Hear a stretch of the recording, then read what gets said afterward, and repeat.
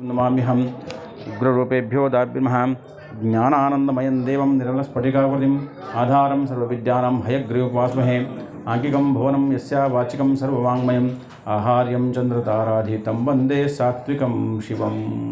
बोलो गजानन भगवान की, बोलो गजानन भगवान की, बोलो गजानन भगवान की जय। మనం మొట్టమొదటి గణపతి యొక్క ఆకారాన్ని ఏం చెప్పుకున్నాం? బాలగణపతి అని చెప్పుకున్నాం. బాలగణపతి తర్వాత చంద్రుడు తన తప్పును ఒప్పుకున్నాడు కాబట్టి సంతోషించి నృత్యం చేస్తే ఆ గణపతిని ఏమైనా నృత్య గణపతి అన్నాం. దాని తర్వాత మూడో గణపతి నిన్న ఆ యొక్క చిత్రాంగికి ఒక చేతిలో పూలమాల ఒక దానిలో అమృతం తీసుకొచ్చి ఆ బంగాళసూత్రం తెచ్చి తీస్తే ఆయన ఏమన్నా మనం క్షిప్ర గణపతి అన్నాం కదా.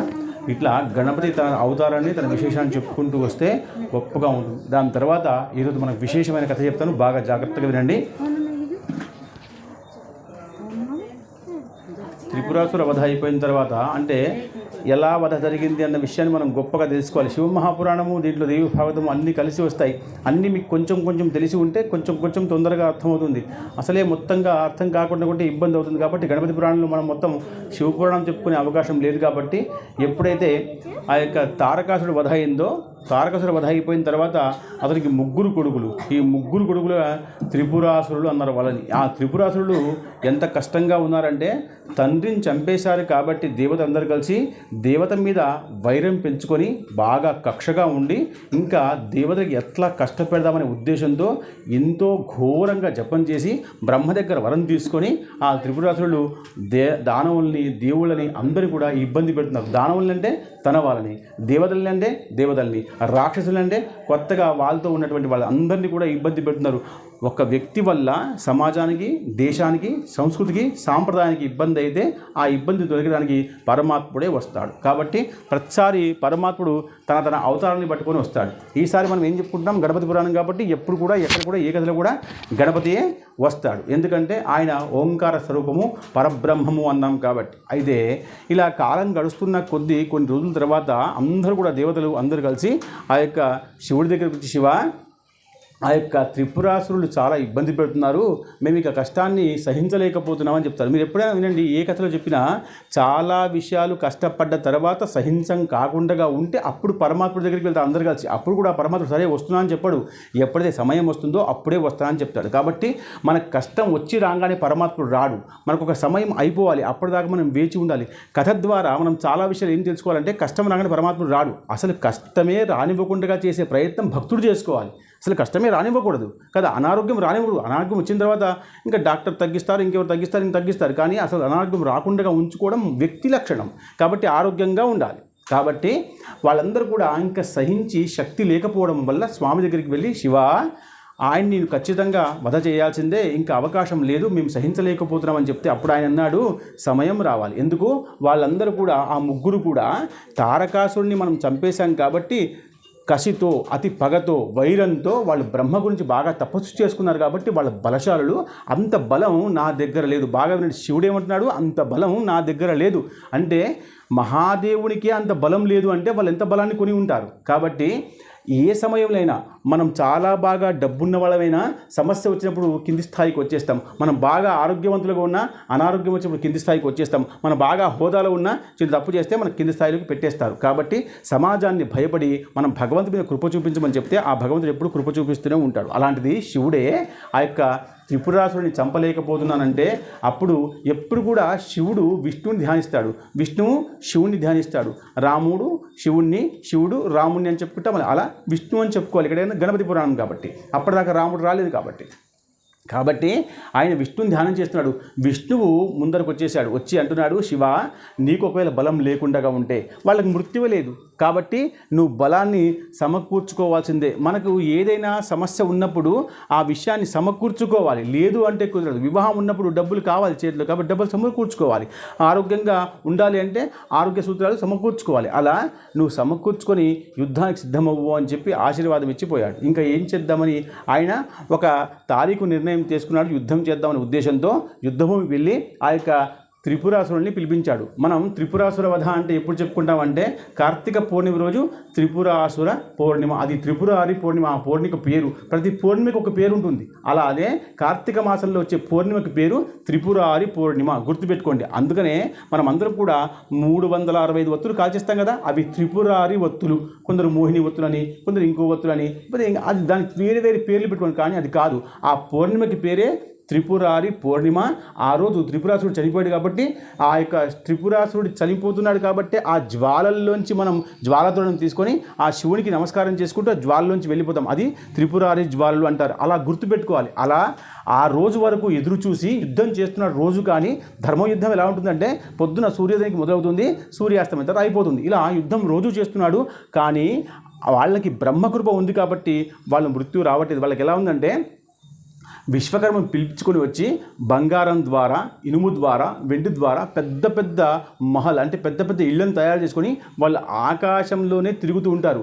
అయితే మేము ముగ్గురము తిరుగుతున్న పక్షంలో కూడా ఒకే బాణంతో, ఒకే త్రిశూలంతో ఒకటేసారి చంపితే ఒకటే బాణానికి మా ముగ్గురు యొక్క భవనాలు పడిపోతేనే అప్పుడు మేము పడిపోతామని వరం కోరుకున్నారు వాళ్ళు. కాబట్టి ఆయన అటుపక్క పోతుంటాడు, ఈయన ఇటుపక్క పోతుంటాడు, ఆయన అటుపక్క పోతుంటాడు, మూడు దిక్కులో పోతుంటారు. కాబట్టి ఒకటేసారి చంపడం చాలా కష్టం. అలాంటి కష్టమైన పని శివుడు మహాగణపతి కృప వల్ల చేశాడని చెప్తుంది కథ. బాగా జాగ్రత్తగా వినండి. అలా ఆయన యుద్ధం రోజు చేస్తున్నాడు, రోజు అలసిపోతున్నాడు. ఒకసారి సాయంత్రం పూట యుద్ధాన్ని గెలవలేకపోతున్నాడు కాబట్టి చాలా బాధపడి అలా కూర్చొనిపోయాడు. కృష్ణ పరమాత్మ ఎలాగైతే యుద్ధంలో ఓడిపోతే రణ్ఛోడ్ దాస్ అంటే యుద్ధభూని వదిలిపెట్టేసి పరిగెత్తాడు, వెళ్ళిపోయాడు. అందుకని ఆయనకి రణ్ఛోడ్ దాస్ అని ఒక పేరు, ఒక కృష్ణుడికి ఒక పేరు. కాబట్టి అలా వెళ్ళిపోవడం శివుడికి సాధ్యం కాదు.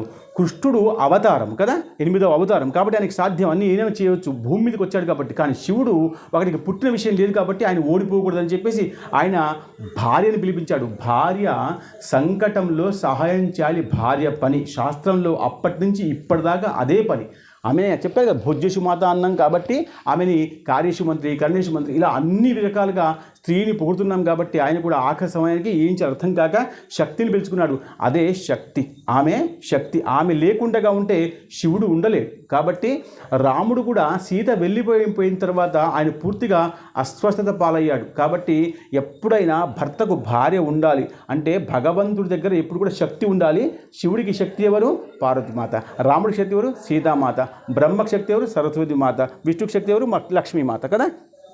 అలా ఆ శక్తిని పిలిపించాడు, శక్తిని ఆరాధించాడు. చూడండి, ఆమెనే దేవత, ఆమెనే భార్య, ఆమెనే తెల్లి, ఆమెనే చెల్లి, ఆమెనే చెల్లికత్త, ఆమె మిత్రురాలు అంత. అందుకనే భగవంతుని మనం ఎప్పుడు ఏమంటాం? త్వమేవ మాతా చ పితా త్వమేవ, త్వమేవ బంధు సఖా త్వమేవ, త్వమేవ విద్యా ద్రవం త్వమేవ, త్వమేవ సర్వం మమ దేవదేవ. అంతా నువ్వే పరమాత్మని ఎప్పుడైతే ఒప్పుకుంటామో అప్పుడే కృప చూపిస్తాడు. పార్వతీమాత వచ్చి ఏమైందండి అనంటే అప్పుడు ఆయన అంటున్నాడు, నేను యుద్ధం చేయలేకపోతున్నాను, నేను గెలవలేకపోతున్నాను, కాబట్టి నాకు నిరుత్సాహంగా ఉంది, నాకు కొంచెం శక్తిని ప్రసాదించు అంటే అప్పుడు ఆమంది విష్ణువు ఎప్పుడు నీకు సహాయం చేస్తాడు. శివుడికి ఏమంది? ఎప్పుడు నీకు విష్ణువే సహాయం చేశాడు. భస్మాసురుడిని చంపేటప్పుడు ఆయనే మోహిని అవతారం తీసుకొచ్చి నీకు సహాయం చేశాడు. కాబట్టి భస్మాసురుడు నృత్యం చేసుకుంటూ తన చేతి తన మీద పెట్టుకున్నాడు, మృత్యు చెందాడు. కాబట్టి నీకు ఉపశమనం కలిగింది. కాబట్టి విష్ణువుని ప్రార్థించమంటే అప్పుడు భార్య సలహా వల్ల. అందుకని భార్య ఏం చేయాలి? కార్యేషు దాసి, కరణేషు మంత్రి. సలహా ఇవ్వాలి, పనిలో సహాయం చేయాలి. అలా సహాయం చేయడం వల్ల విష్ణుని. ఎందుకంటే సమస్యల్లో ఉన్న వాళ్ళకి ఏం ఆలోచనలు రావు. సమస్య ఎవరికి తెలియదో వాళ్ళకి తొందరగా ఆలోచనలు వస్తాయి. కాబట్టి మనకు సమస్య వచ్చినప్పుడు పెద్దవాళ్ళని, గురువుల్ని, మనకంటే అనుభవజ్ఞుల్ని అడిగి తెలుసుకోవాలి. అడగడం చాలామందికి రావట్లే. ఎందుకు అంటే ఇక్కడ యుగం ఎలా చెప్తుందంటే అహంకారం, నాకంతా తెలుసు, నేను వేరే వాళ్ళకి అడిగితే ఏమనుకుంటారు, నాకు లోకం అనుకుంటారు. కాదు, ఎవరినైనా ఎప్పుడైనా అడగాలి. మనకు రాంది తెలుసుకోవడమే గొప్ప విశేషం. తెలుసుకోకుండా అలాగే ఉంటే అజ్ఞానంగా ఉండిపోతాం. కాబట్టి ఇది అడగడం అన్న విషయం. అందుకనే శ్రవణం అన్న విషయం ఎలా ఉందంటే అడిగితే చెప్తారు. శ్రవణం అంటే ఏం చెప్పుకోవాలి? వినడం కాబట్టి అడిగితే చెప్తారు. కాబట్టి అడగాలి. అడగడం చాలా గొప్ప విషయం. అలా పార్వతి అడిగాడు కాబట్టి, పార్వతి సలహా చెప్పింది కాబట్టి ఆ సలహాతో విష్ణుని పిలిపించాడు. విష్ణు వచ్చాడు. వచ్చి ఏం కావాలయ్యా అంటే నాకేమీ లేదు, నేను యుద్ధం చేస్తున్నాను, గెలవలేకపోతున్నా అంటే అప్పుడు విష్ణువు చెప్పాడు, నువ్వు ఒకవేళ గణపతికి ఆరాధన చేసి గణపతి పూజ చేసిన తర్వాత యుద్ధం మొదలుపెట్టి ఉంటే ఇప్పటిదాకా గెలిచేవాడివి. నువ్వు ఒక్క మాట గుర్తుపెట్టుకో, ఆయనకి వరం ఇచ్చినప్పుడు మనం అందరం కలిసి వరాలు ఇచ్చేమేమని? అద్దె గణపతివి, నీ పూజ చేసిన దాకా ఏం చేయమని మనమే అనుకున్నాం, మనమే నియమం తెంపేస్తే ఎట్లా? కాబట్టి నీకు ఇది గుణపాఠంగా ఉందేమో శివ, కాబట్టి ఒక్కసారి యుద్ధభూమిలో ఆ యొక్క గణపతి ఆరాధన చెయ్యి అని చెప్పంగానే సరే అని చెప్పేసి గణపతి పిలిపించారు. గణపతి ఎవరు? కొడుకు. అయినా కానీ ఇప్పుడు ఎవరు అవసరం? కొడుకే అవసరం. కాబట్టి కొడుకు యొక్క గుణము, కొడుకు యొక్క బాణము, కొడుకు యొక్క తెలివి అన్నీ అవసరం. కాబట్టి ఆ గణపతిని ఒక మండపం మీద పిలిపించాడు. అంటే మండపం వేసేసి ఒక లగ్నం పోగ పెట్టి స్వాహా రాహా అంటే వచ్చేస్తాడు గణపతి. ఏ దేవుడైనా వచ్చేస్తాడు. మీరు అన్నీ చూస్తున్నారా? మీరు చెంబులు అక్షంతలు వేయంగానే గంగ వచ్చింది అక్కడికి, అవునా? మీరు అక్షంతలు వేయంగానే గణపతి వచ్చాడు, అవునా? అంటే మీరు ఎలా పిలిస్తే అలా పరమాత్ముడు వస్తాడు. పరమాత్ముడు ఎప్పుడు కూడా మీ నోట్లో, మీ చేతుల్లో, మీ ఆలోచనలో, మీ బుద్ధిలో, మీ మనసులో ఉంటాడు.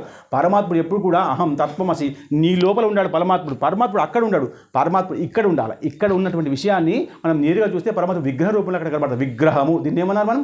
విగ్రహము అంటే విశేషమైన గ్రహము. ఇక్కడ ఈ రకంగా ఉంది, నేను ఇంకో దగ్గర పూజ చేస్తాను, ఆయన ఇంకో రకంగా ఉన్నాడు, ఇంకో రకం ఉన్నాడు. అంటే ఆయన గణపతి కాదా? ఆయన గణపతి కాదా? అందరూ గణపతులే. కానీ మనం దేన్ని కోరుకుంటున్నామో ఆ కోరిక ఉన్న దాంట్లో మనం ఆ యొక్క విషయాన్ని వేస్తాం. ఏమి చేస్తాం? ప్రాణప్రతిష్ఠ వేసి దాంట్లో బలాన్ని వేస్తాం. అందుకనే విగ్రహము, విశేషమైన గ్రహము, విగ్రహము. గుర్తుపెట్టుకోండి, విగ్రహం అంటే ఏమిటి? విశేషం. వెంకటేశ్వర స్వామి ఆలయంలో ఒకసారి వెంకటేశ్వర స్వామి ఒక రకంగా ఉంటాడు, ఇంకో రకంగా ఉంటాడు. అంటే ఎక్కడ ఉన్నా దాంట్లో ప్రాణప్రతిష్ఠ వేసి బలం వేస్తే అదే విగ్రహం అవుతుంది. కాబట్టి మనం లగ్నం పోక చిన్నగా పెట్టి దాంట్లో అక్షంతలు వేసేసి ఇది గణపతి అంటే అది గణపతి అయిపోతుంది. చిన్న పసుపు ముద్ద వేసేస్తే గణపతి అయిపోతుంది. అంటే విగ్రహం దాంట్లో మన మనసు, బుద్ధి, శరీరం, ఆలోచన ద్వారా దాంట్లో తీసుకొని రావాలి. మనం తీసుకొని వస్తాం. మీరందరూ భక్తులు కాబట్టి ఖచ్చితంగా పరమాత్ముడు ఇక్కడికి వచ్చినాడు.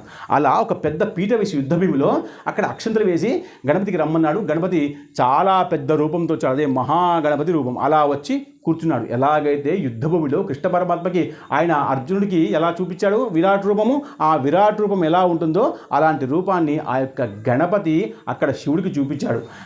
శివుడు ఎప్పుడైతే ఆ విరాట్ రూపాన్ని చూశాడో అప్పుడు నమస్కరిస్తున్నాడంటే శివుడు కొడుక్కి నమస్కారం చేయడం ఏంటి అని మనకు ఆశ్చర్యం అనిపించవచ్చు.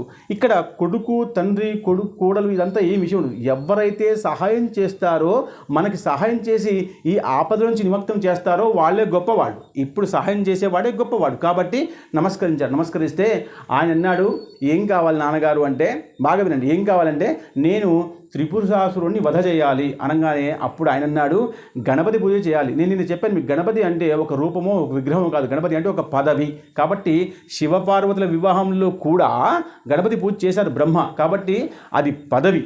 పదవి అంటే ఉదాహరణకి సర్పంచ్, ఈ ఊరికి సర్పంచ్ ఆయన, ఇవాళ ఈయన, రేపు ఆయన, సర్పంచ్ గారు రండి అంటారు, అంతే. ఆ సర్పంచ్ గారు రావాలి. గణపతి అంటే అది పదవి మాత్రమే, ఒక విగ్రహమో ఒక రూపమో కాదు. కానీ మనకు అర్థం కావాలి కాబట్టి, మన అజ్ఞానం కాబట్టి, మనకు పెద్దగా భగవంతుడి పట్ల విశ్వాసం లేదు కాబట్టి మనం విగ్రహ రూపంలో చూస్తాం. అసలు భగవంతుడికి విగ్రహం అన్న విషయం లేదు. మనం ఎప్పుడు కూడా మన మనసులో ఆత్మా విలువను నొక్కి చేస్తాం. అందుకనే ఆత్మావై భగవంతః తత్వమసి అన్నారు. మీరే భగవంతుడు, మీరే భగవంతుడు వేరుగా ఏం లేడు. మీ హృదయంలో భగవంతుడు ఉన్నాడు. భగవంతుడు మీరు ఉండాలంటే మీలోనే భగవంతుడు ఉంటాడు. అందుకనే అహం బ్రహ్మాస్మి అన్న విషయం చెప్పడం జరిగింది. మీరే బ్రహ్మ. కాబట్టి అయినా మనకు ఒక విషయం కనబడాలి కాబట్టి, దృష్టి కనబడకుండా ఉంటే మనకు విశ్వాసం రాదు. కాబట్టి ఆయన విరాట్ రూపాన్ని చూపించగానే నమస్కారం పెట్టాడు శివుడు. గణపతి అన్నాడు, గణపతి పూజ చేయకుండా మొదలుపెట్టారు కాబట్టి ఇలా జరిగింది, కానీ మీరు గణపతి పూజ మొత్తం చేయండి అన్నాడు. అంటే ఆయన పూజ ఆయననే శివుడితో చేయించుకున్నాడు.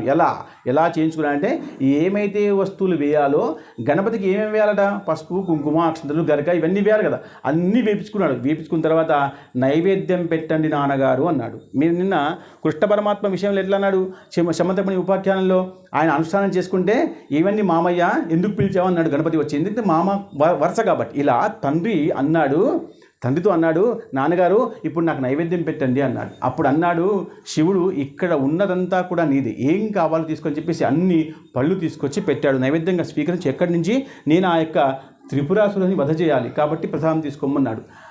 ఎన్నైతే చేసి పెట్టాడో ఆ ఫలాలు తీసుకొచ్చి వచ్చాడో గణపతి ఒక్క ప్రసాదం కూడా ముట్టుకోలేదు. మీరు బాగా గుర్తుపెట్టుకోండి, మీరు పెట్టే ప్రసాదం పరమాత్ముడు తీసుకోవాలంటే మనసు, బుద్ధి, చిత్తము శుద్ధిగా ఉండాలి. పరమాత్ముడు స్వీకరిస్తాడు. అహంకారంతో ఇచ్చిన విషయం ఏది స్వీకరించాడు. పరమాత్ముడికి ఏది అవసరం లేదు. పరమాత్ముడి దగ్గర ఏం తక్కువ ఉంది, అదంతా ఆయనదే కదా. ఏదైనా ఆయనదే. గాలి ఆయనదే, నీరు ఆయనదే, భూమి ఆయనదే, వర్షం ఆయనదే, పళ్ళ ఆయనదే, తోట ఆయనదే, అంతా ఆయనదే. ఆయన దగ్గర నుంచి తీసుకొచ్చి ఆయనకి ఇవ్వబడినవి. తోటలో మీకు పండు పండుతుంది అంటే ఆయన గాలి వేస్తున్నాడు కాబట్టి, ఆయన భూమి ఇచ్చాడు కాబట్టి, నీరిచ్చాడు కాబట్టి అది పండిన పండును ఒక పండిచ్చి మొత్తం తోట కావాలని అడిగే రకం మనది. మనకెక్కడ పుణ్యం వస్తుంది చెప్పండి? అవకాశం ఉందా? లేదు. కాబట్టి అంతా పరమాత్ముడే, అంతా నీదే స్వామి, కానీ నేను నా చేతులతో ఇస్తున్నాను. బాగా గుర్తుపెట్టుకోండి, చేతులు చాలా ప్రధానం. మా చేతులతో దానం చేయండి, మా చేతులతో గోగ్రాసం పెట్టండి, అంతా నీదే, కానీ మా చేతుల ద్వారా మాకు కొంచెం పుణ్యం రావడం కోసం పరమాత్మ అని చెప్పాలి. అలా శివుడు అన్ని తీసుకొచ్చాడు, కానీ పరమాత్మ గణపతి ఏమీ తీసుకోలేదు, ఏమీ ముట్టుకోకపోయేసరికి శివుడు బాధపడ్డాడు. అయ్యో, అసలు ఇంత ప్రసాదం పెట్టాను, ఇంకా పూజ నైవేద్యం, ఒక నైవేద్యం పెట్టేస్తే పూజ అయిపోయినట్టే, మంగళాశాసనం చెప్పుకోవచ్చు. అలా నైవేద్యమే తీసుకోలేదు. ఎలా మనకు నైవేద్యం తీసుకున్నాడా లేదా అన్న విషయం నేను మీకు రోజు చెప్తున్నాను. మీ పూజ పరమాత్ముడు స్వీకరిస్తున్నాడా లేదా మీ మనసుకు మీరే చెప్పాలి. బ్రాహ్మడు కూడా చెప్పలేడు, అసలు ఎవరు పక్క వాళ్ళు చెప్పలేరు. అమ్మ నీ పూజ బాగైందమ్మా, నీ దండ బాగుందమ్మా, నువ్వు పూజ బాగా చేసావా, ప్రశాంతంగా కూర్చున్నావమ్మా అంటే కుదరదు. మీ పూజ ఫలించింది అన్న విషయం మీకే అర్థం అవ్వాలి. అది రాత్రే అర్థమవుతుంది, మీరు ఏకాంతంలో ఉన్నప్పుడే అర్థమవుతుంది. అది ఏకాంత పూజ. అందుకని ఏకాంత పూజ విశేషం ఉంది. మనం పూజ చేసిన తర్వాత అలా అనుకుంటూ ఉండాలి, నా పూజ ఫలించిందా లేదా అనుకుంటూ ఉంటే పరమాత్మ మీలో ఒక కొత్త చేతనం, కొత్త శక్తి, కొత్త ఉత్సాహం, కొత్త భక్తి ఇస్తాడు. అదే పూజ ఫలం. కాబట్టి ఆ ప్రసాదం తీసుకోలేదు, ఆయన మళ్ళీ నిరుత్సాహపోయాడు. అప్పుడు మళ్ళీ విష్ణుని పిలిచాడు, పార్వతిని పిలిచాడు. అప్పుడు పార్వతి వచ్చింది, నాయన మరి ఏం ప్రసాదం కావాలి చెప్పు అని చెప్తే, ఆమె స్వతహాగా శాకాంబరి కాబట్టి కదా, దుర్గామాత ఎవరు? శాకాంబరి. కాబట్టి శాకాంబరి మొత్తం అన్నీ కూడా ఎన్ని పళ్ళున్నాయో అడవిలో అవన్నీ తీసుకొచ్చి యుద్ధభూమిలో తీసుకొచ్చి ఆయన ముందర పెట్టింది. కానీ పరమాత్మ ఒక్క పండు కూడా ముట్టలేదు. బాగా వినండి, ఒక్క పండు కూడా ముట్టలేదు. అసలు నైవేద్యమే స్వీకారం అవుతలేదు, తీసుకోవడం లేదు. కాబట్టి పూజ పూర్తి అయ్యే అవకాశము లేదు. మళ్ళీ అందరూ కూడా ధ్యానంలోకి వెళ్ళిపోయారు. పరమాత్మను ధ్యానం చేసుకుంటే పరమాత్మే సలహా ఇస్తాడు. మనకి ఎప్పుడైనా సమస్య వచ్చినప్పుడు మనం బాగా పరమాత్మ దగ్గర కూర్చుని ధ్యానం చేసి చూడండి. ఒక్కసారి మీరు చూడండి, మీరు దేవుడి గదిలోకి వెళ్ళి చిన్న దీపం పెట్టుకొని అలా ధ్యానం చేయండి. పరమాత్ముడు ఖచ్చితంగా మీకు రూపంతో కానీ, స్వయంతో కానీ, స్వప్నం కానీ, అవస్థ కానీ ఏదో ఒక రూపంలో వచ్చి మీకు సలహా ఇస్తాడు. బాగా గుర్తుపెట్టుకోండి. ఇది మనం మన ప్రయోగంలో ఉండాలి, మన ప్రయత్నంలో ఉండాలి. ఎవరో చెప్తే సాధ్యం కాదు, మనకు మనమే సాధ్యం అవ్వాలి. కాబట్టి ఆయన మళ్ళీ ధ్యానంలో కూర్చున్నాడు. ఇంకా ఆ విషయం అవ్వట్లేదు. కాబట్టి విష్ణు పార్వతి ఇద్దరు కలిసి మళ్ళీ ఒక ఉపాయం చెప్పారు. అమ్మ, ఆ శివుడికి మంచి సలహా ఇస్తే మళ్ళీ ఖచ్చితంగా ఏ రకంగా అయితే నతమస్తకమయ్యి ఆత్మనివేదన చేసి ఆ గణపతిని రక్షించుకుంటాడో, ఆ గణపతి యొక్క మనసును చేర్చుకుంటాడో ఒక్కసారి నువ్వు చెప్పమ్మా అని చెప్తే పార్వతి మళ్ళీ దగ్గరకు వచ్చి ఆయన దేవుడైపోయాడు. ఆయన ఎవరు? గణపతి, నీ కొడుకు. కానీ మహాదేవుడైపోయాడు. ఎలా అయ్యాడు? మహాగణపతి కదా. అలా గణపతి నతమస్తకమయ్యి ఇంకా ఏం కావాలో అడుగు అని అడిగింది. శివుడికి బాగా కోపం వచ్చింది. శివుడికి కోపతత్వం ఉంది, అందరికీ కోపం ఉంటుంది. కానీ ఒక విషయం చేసిన తర్వాత కాకుండా ఉంటే కొంచెం కోపం వస్తుంది. ఏం విషయం చేసిన తర్వాత కూడా ఒకవేళ కోపం వచ్చి మనం పని ఆపేస్తే పని ఆగిపోతుంది. కాబట్టి కోపం రాకూడదు. కోపం అన్న విషయం లేదు. ఒక పరశురాముడు తప్ప కోపం ఎవరూ చేయకూడదు. రాముడు చేశాడు, సహించాడు. అలా ఎవ్వరికి కూడా కోపం రాకూడదు. కార్యసాధన కోసం కార్యసాధనే చేయాలి. కాబట్టి అలా కూర్చుని కోపంగా అన్నాడు, మరి నీకేం కావాలయ్యా చెప్పు అన్నాడు. అనగానే గణపతి అన్నాడు, నీ తలకాయ కావాలి అన్నాడు, తలపండు కావాలి అన్నాడు. బాగా గుర్తుపెట్టుకోండి, మహాగణపతి అన్నాడు, నీ తలపండు కావాలి, నీకు అహంకారం బాగా ఉంది కాబట్టి తలపండు కావాలి. అప్పుడు అనుకున్నాడు, మీరు ఒక్కసారి వెనక్కి వెళ్ళండి, మీకు ఒకసారి గుర్తు వస్తుంది. ఎప్పుడైతే పార్వతీమాత చాలా అందంగా తయారు చేసుకునేటువంటి విగ్రహాన్ని నలుగుపిడితో తయారు చేసుకుని పెట్టుకొని ప్రాణం పోస్తే బయట కూర్చోబెట్టి కాపలా కాయమని చెప్తే కాపలా కాచినటువంటి ఆ యొక్క వినాయకుడికి శివుడు వచ్చి తలకాయ తీసేశాడు కదా. తలకాయ అంటే అహంకారం, గుర్తుపెట్టుకోండి. అలా అప్పుడు నీ తలకాయని తీసేసావు కాబట్టి ఇప్పుడు నా తలకాయ అడుగుతున్నావా అని ప్రశ్న వేశాడు ఆ శివుడు గణపతికి. అవును అన్నాడు గణపతి. ఎందుకంటే ఎవరైతే తీసుకున్నారో మళ్ళీ తీసుకోవాలి. ఎవ్వరు వేసిన గోతులో వాళ్ళే పడతారు. కాబట్టి ఎవరిని అలా హింసించకూడదు. కానీ పార్వతీమాత యొక్క మనసు బాధపడింది కాబట్టి, నా తల్లి మనసు బాధపడింది కాబట్టి నీకు శిక్ష ఖచ్చితంగా ఉండాల్సిన తల అంతా ఎంత గొప్పదో నీకు తెలవాలి. కాబట్టి నీ తలపండే కావాలన్నాడు. అందుకనే ఇక్కడ కొడుకులు, కోడళ్ళు, బిడ్డలు, మనమరాలు అందరూ పురాణం వినాలి. వింటే వాళ్ళకి అర్థం. తల్లిని ఎప్పుడు కూడా ఇబ్బంది పడకుండా చూస్తాడు పరమాత్ముడు. గొప్పవాడు కాబట్టి అని గుణపతి అన్నాడు. గణపతి కాదు, ఆయన గుణపతి. కాబట్టి తల్లికి అప్పుడు ఇబ్బంది అయింది కాబట్టి అది మనసులో పెట్టుకొని ఇప్పుడు నా అవసరం ఉంది కాబట్టి ఇప్పుడు నీ తలపండు నాకు ఇస్తేనే నీకు వరం ఇస్తాను అన్నాడు. అనగానే అప్పుడు అందరూ భయపడ్డారు. ఒక్కసారి శరీర భాగంలో ముఖ్యమైనది ఏమిటి? తల. ఆ తలే వెళ్ళిపోతే ఇంకా ఎలా యుద్ధం చేస్తాడు ఆయన? కింద పడిపోతాడు. తల పోయిందా యుద్ధం అయిపోయింది. కాబట్టి త్రిపురాసురుని చంపడు. త్రిపురాసుడు చనిపోకపోతే యుద్ధం అలాగే ఉంటుంది, వాళ్ళు ఇంకా దౌర్జన్యం చేస్తూనే ఉంటారు. కాబట్టి ఏం చేయాలని చెప్పేసి అందరూ ఆలోచించుకుంటూ ఉంటే అప్పుడు గణపతి ఒక సలహా చెప్పాడు. శివుడు దేన్నైనా సృష్టిస్తాడు, నా తల పోయింది మళ్ళీ గజముఖాన్ని తీసుకొచ్చి పెట్టి నన్ను నీకు సంతోషపెట్టాడు. తల్లి కూడా సంతోషపెట్టాడు కదా, గజము ఎక్కడి నుంచి ప్రాణం వచ్చింది కాబట్టి ముఖం ఎలా ఉన్నా గుణం బాగుంటే చాలనుకున్నది కాబట్టి గుణం వచ్చేసింది. కాబట్టి గణపతి గణాధ్యక్షుడు అయ్యాడు, మరి అప్పటి నుంచి ప్రథమ పూజుడయ్యాడు. కాబట్టి తల్లికి సంతోషమే. అలా ఎలాగైతే శివుడు దేన్నైనా సృష్టించగలుగుతారని చెప్తే సరే సృష్టించమని చెప్పారు. చెప్తే శివుడు ఆ గణపతి ముందర, మహాగణపతి ముందర కూర్చున్నాడు, చేతిలా పట్టుకొని కూర్చుంటే ఆయన నేత్రంలోంచి, ఇక్కడ 3 నేత్రాలు ఉంటాయి ఆయనకి, ఈ నేత్రంలోంచి ఇది అగ్నినేత్రం, ఇవన్నీ దృష్టి నేత్రం అయితే ఇది అగ్నినేత్రం. ఇది ఒకవేళ తెరిస్తే ఇక్కడిని తెరిచిన తర్వాత అంతా భస్మమే అయిపోతుంది. కాబట్టి ఎప్పుడు కూడా తెరవని, అందుకని భస్మాసురుడు ఇక్కడ కళ్ళు తీసినందుకే భస్మం అయిపోయాడు కదా భస్మాసుడు అలాగేయాడు. దాని తర్వాత ఎప్పుడైతే ఆ భగవంతుడు వేశాడో, బాణాన్ని వేశాడో, ధేనుడు ఎవరు, కామధేనువు, ఆ కాముడు, ఆ సతీదేవి, వాళ్ళందరూ కూడా దీనివల్లే భస్మమయ్యారు. అందుకనే ఎప్పుడు కూడా కామము, క్రోధము, లోభము, మదము, మాత్సర్యం అన్నీ కూడా ఇక్కడ పెట్టుకోమంటారు. ఆలోచన అంతా ఇక్కడ పెట్టుకోమంటారు, భృగుడిలో పెట్టుకోమంటారు. అందుకనే ఆ భృగుడిలో పెట్టుకున్న విషయమే గొప్పది. కాబట్టి అది ఎప్పుడు కూడా మూసి ఉండాలి అంటే ఆడవాళ్ళు బొట్టు పెట్టుకోవాలి, మగవాళ్ళు గంధం పెట్టుకోవాలి. అది తెరిస్తే దోషమే. కాబట్టి ఎప్పుడైతే మన్మధుడు కూడా ఈ విషయం తీయడం వల్లే భస్మం అయిపోయాడు కదా, మన్మధుడు భస్మం అయ్యాడు. అలా అందరికి కూడా భస్మం చేసే శక్తి ఉంది. దాంట్లోంచి ఒక విషయం పడితే బాగుండని చెప్పేసి ఆ శివుడు అనుకున్నాడు. శివుడు ఏం చేసినా విషయం చేస్తాడు. 2 వెంట్రుకలు తీసి కింద వేస్తే దాంట్లోంచి భద్రకాళి వస్తుంది, దాంట్లో భద్రుడు వస్తాడు. ఒకసారి ఆయన కంట్లోంచి నీళ్లు పడిపోతే అది రుద్రాక్ష మారిపోయింది. ఆయనకి చెమటలు వచ్చేస్తే ఆ చెమటల్లోంచి నది మారింది. అంటే ఆయన దగ్గర ఏ విషయం ఉన్నా గొప్పగా అయిపోతుంది. అలా ఒక మంచి విషయాన్ని సృష్టిస్తే బాగుండు అనుకున్నాడు. ఆ గణపతి చెప్పాడు కాబట్టి ఈయన కళ్ళు మూసుకొని కూర్చున్నాడు. ఈ నేత్రంలోంచి ఒక పెద్ద కాయలాగా ఒక కాయ పడింది.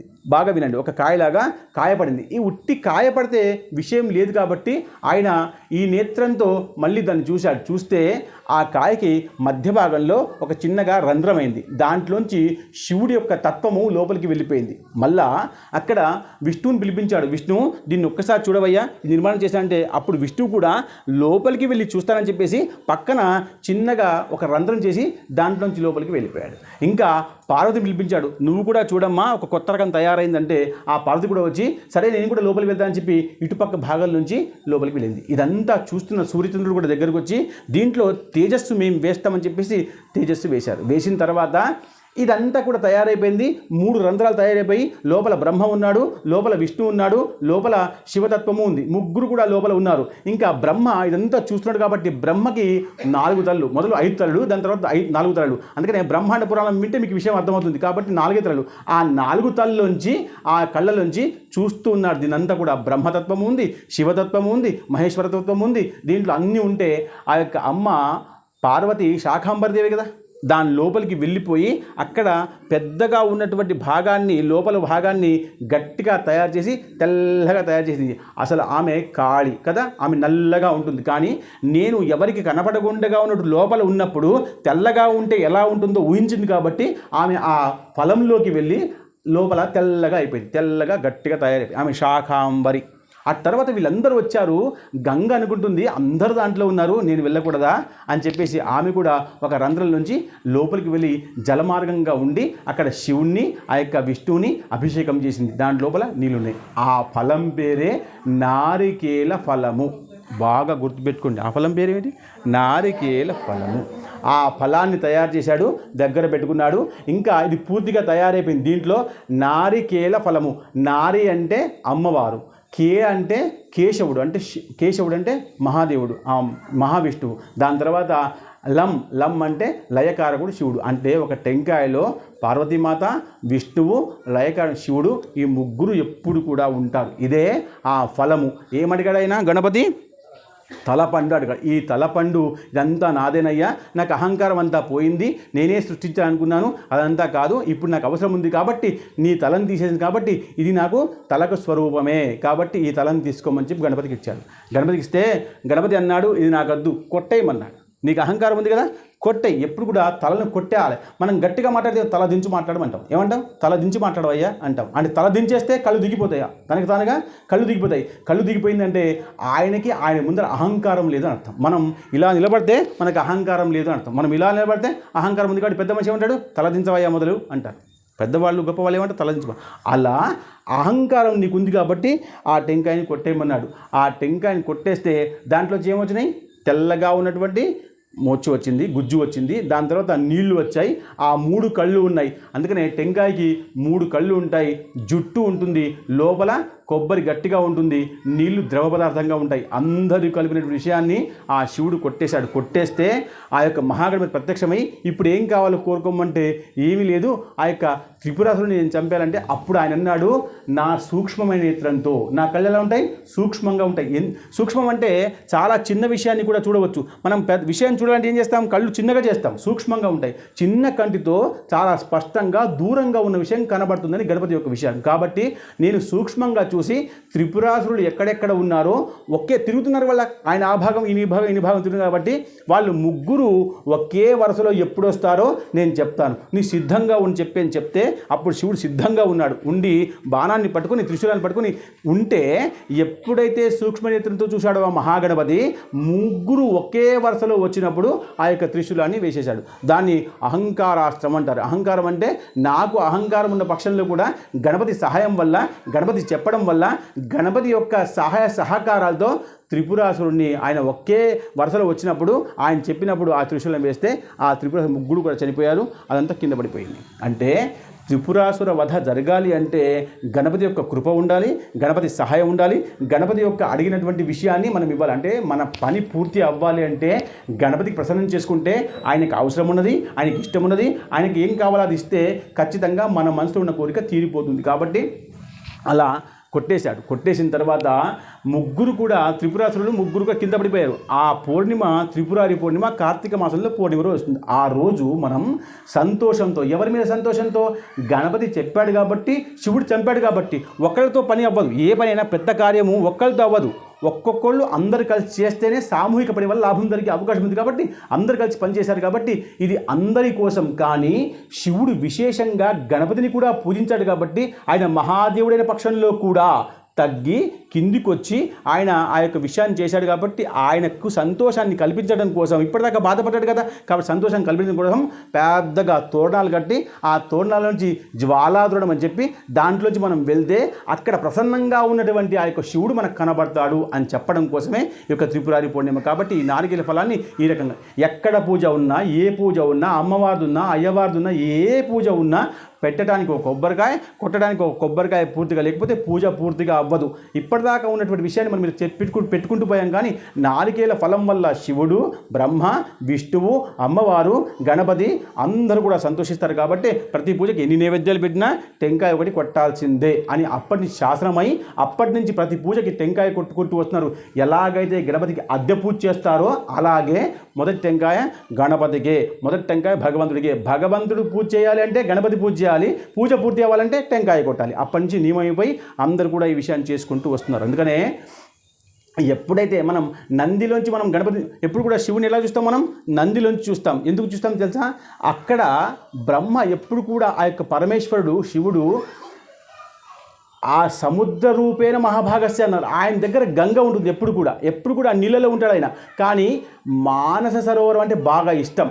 అయితే మానసరోవరం 2 గుట్టల మధ్యలో ఉంటుంది. ఆ గుట్టల మధ్యలో ఉన్నటువంటి శివుని చూస్తే శివుడు సంతోషిస్తాడు. కాబట్టి ఆ నంది యొక్క 2 కొమ్ముల్ని గుట్టలుగా మార్చేసి కుడి చేతిని పెట్టి ఎడమ చేత్తో ఆ తోకను నొక్కుంటూ దాంట్లోంచి శివలింగాన్ని చూస్తే మానస సరోవరంలో లింగాన్ని చూసిన పుణ్యం వస్తుంది. కాబట్టి అలా చూస్తాం. అలాంటి పుణ్యాన్ని మళ్ళా సంపాదించుకోవాలి అంటే త్రిపురాసుని చంపిన తర్వాత జ్వాల తోరణం వేసిన తర్వాత ఆ తోరణం కింద నుంచి పోతే అంతే పుణ్యం వస్తుంది. కాబట్టి ఈ తోరణం విషయం కూడా అప్పటి నుంచి మొదలైంది. కాబట్టి ఆ యొక్క మహాగణపతి ఈ రకంగా శివుడి మీద కృప చూపించి లోక కళ్యాణం చేశాడు. కాబట్టి ఆయన మహాగణపతి, మొదటి గణపతి బాలగణపతి, రెండో గణపతి నృత్య గణపతి, మూడో గణపతి క్షిప్ర గణపతి, నాలుగో గణపతి మహాగణపతి. ఈ మహాగణపతి మహాదేవుడికి కూడా వరమిచ్చాడు. కాబట్టి అంతకంటే గొప్ప పరమాత్మ లేడు. కాబట్టి ఆయన పరబ్రహ్మ స్వరూపము.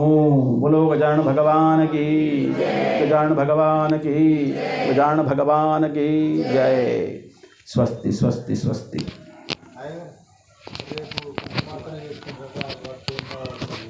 ఇగో కుంకుమార్చ. కెమెరా